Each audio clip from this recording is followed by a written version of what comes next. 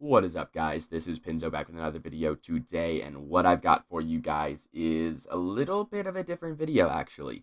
So today, this is going to be a video on why you should play Fault.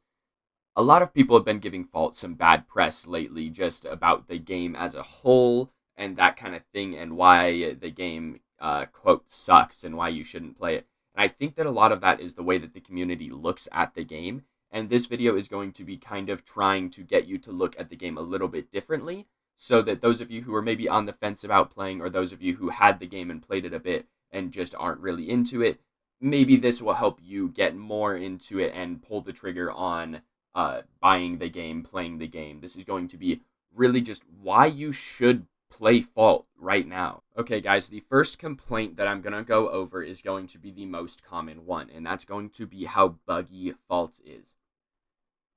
And really, the answer to that statement is not very. I don't think the game has a lot of bugs, and only one of them is technically game breaking. But prefacing this is whether or not you think that Strange Matter is allowed to have bugs in their game. The answer is yes to this question. Yes, Strange Matter can have bugs in their game. Okay, for those of you who played Paragon, you know that Paragon was the buggiest game you've ever seen, and that was released by Epic Games, a AAA studio. And now you have Strange Matter Studios, which is essentially 5 guys in a basement coding a game. And yes, their game will have bugs in it. Only one of these bugs so far is game breaking. That's the subs bug. If you activate the item subs, then it will crash the game and no one will be affected. You'll just have to relaunch the game, basically. I really don't have complaints about the bug. Yes, there are some weird items that are going to crash games and stuff when you're coding them like this. My complaint is how Strange Matter approached the bug. They did not hotfix it at all. They could hotfix out the item. They could hotfix out the active. They could just make it so you can't build the item. They could do any of those things, and they didn't. They were waiting until they could release the subs fix with a huge patch they were waiting to release. The patch ended up taking a lot longer to come out. In fact, as of recording, it still has not come out, and they were waiting to fix subs with the patch.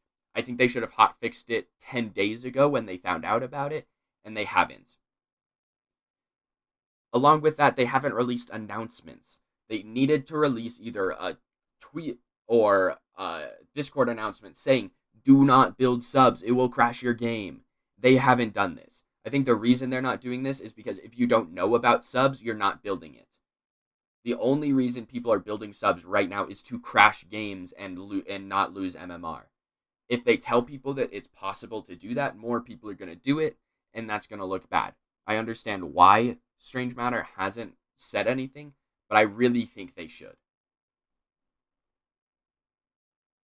All in all, I hope that they learn from this whole subs thing moving forward, that when something goes wrong, they should tell the community about it or hotfix it faster, something like that. I hope that this is more of a learning experience for them, and I really think that they will take it as such and move forward with it. All right, so this last section is going to be broken in half. One half will be the game balance, and the second half will be matchmaking balance. Starting with game balance is going to be the fact that there are OP heroes in the game.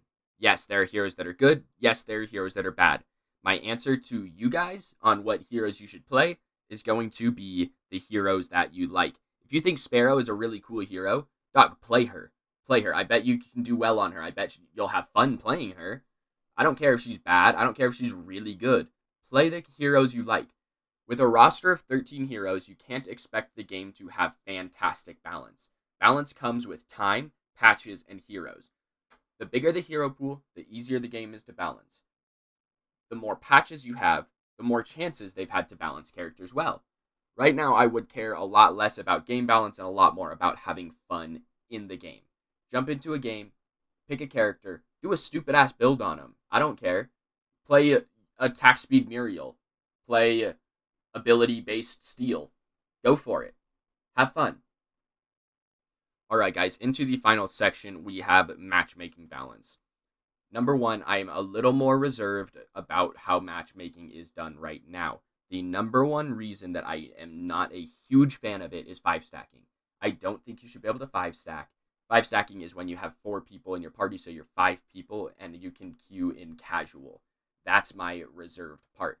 I think you should be able to 5 stack all you want if you are playing a pre-made. If you're scrimming, if you're setting up a lobby, you should be able to 5 stack. Yeah, cool. I don't think you should be able to grab 4 friends and go into a casual lobby and roll. That's what people are doing right now. About half the people in the top 50 are just 5 stacks. They 5 stack constantly, and if you're 5 stacking, you're probably not losing a whole lot of games. It's kind of hard to lose in a 5 stack, and if you're solo queuing against a 5 stack, it's just not fair. Newer players especially, I feel like if you load into a match and your first match is against a 5 stack and you get rolled, it's just not fun. It's not a very good intro to the game for newer players. A solo/duo queue in casual, I think that's fine. A duo queue has an advantage, of course, but I don't think that it's game breaking as much as a 5 stack queuing against a bunch of solos. I just don't think it's great. Outside of 5 stacking, I think matchmaking is very good. I think that the way their algorithm works, however it is, I think it matches players very well together. I've played very few games where matchmaking has done a bad job. Overall, I think matchmaking is itself good, but in my opinion, I think they should disable 5 stacking in casual for now, unless they get a ranked queue out or a better scrim lobby. I think they should. Alright guys, so these were more for you to form your own opinion. I'm just trying to give you the information to do so. Just a recap, it's early access, the game will be buggy, of course, the balance won't be perfect, and if you come up against a 5 stack, you're probably going to lose.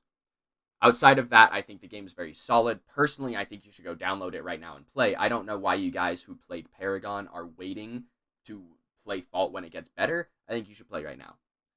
But, of course, guys, that's just my opinion. You guys need to form your own. I've hopefully given you enough information to do so. But with that, guys, I've been Pinzo. This video is Dunzo. Thanks for watching, and I will see you guys next time.